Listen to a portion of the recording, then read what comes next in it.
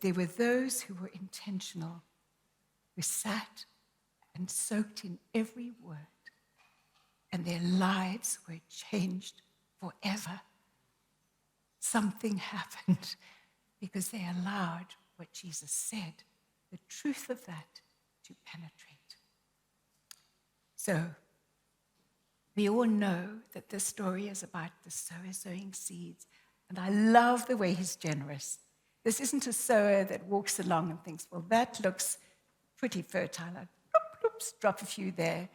That's not so good. Rocks. That I'll drop. No, this sower just splashed it everywhere. And at first you think, what? Was he a clever farmer just to be wasting seeds where he thought it wouldn't grow, it couldn't grow? But that's the Father's heart. He loves you. He loves you. And you might look as if you are the hard soil, but he knows your heart. So he's just putting the seeds there. He's putting them everywhere. He's just abundantly flinging seeds because this is the message of life. This is the message of life. The hard soil. Let's look at the different soils. It's all the heart response to that seed. Many of us have had times in our lives where we have been like that hard soil. Maybe that's where you are at this moment.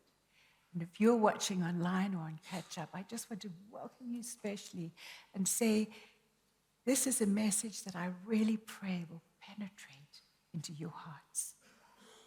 Hard soil. Why is that?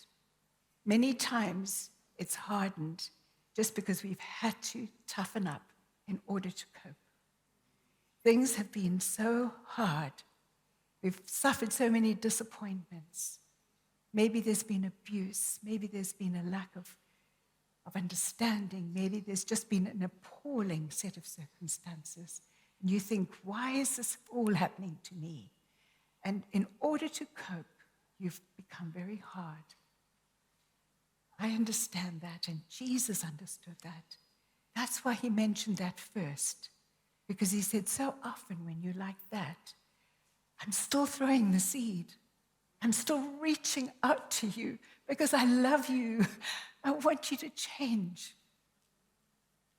But if you don't open and make yourself available to that message of life, it's going to be snatched away. Hard hearts.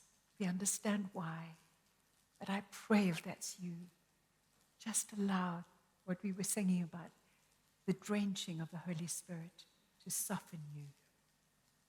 There's the shallow heart, the heart that has so many rocks and stones and things that have happened again, that they're little pockets of soil, and maybe there's a little bit of a growth taking place. But when the sun comes up or when there's persecution, that withers and dies because you tried it, but it just doesn't work. Not for me. Oh, I urge you, if that's you, change.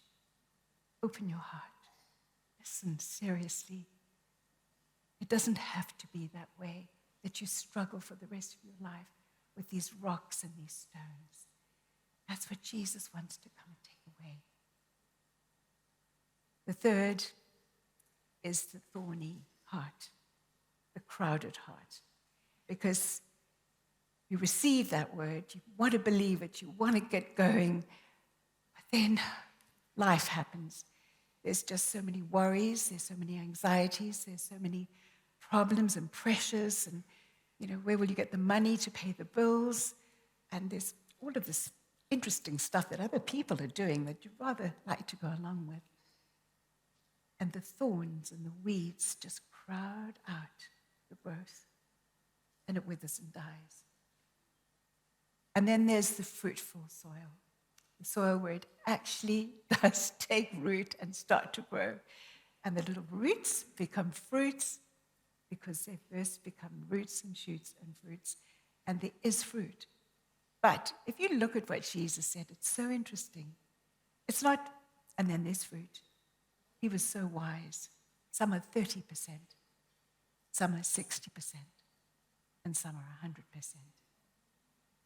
Some are just less than half the potential of what they could be.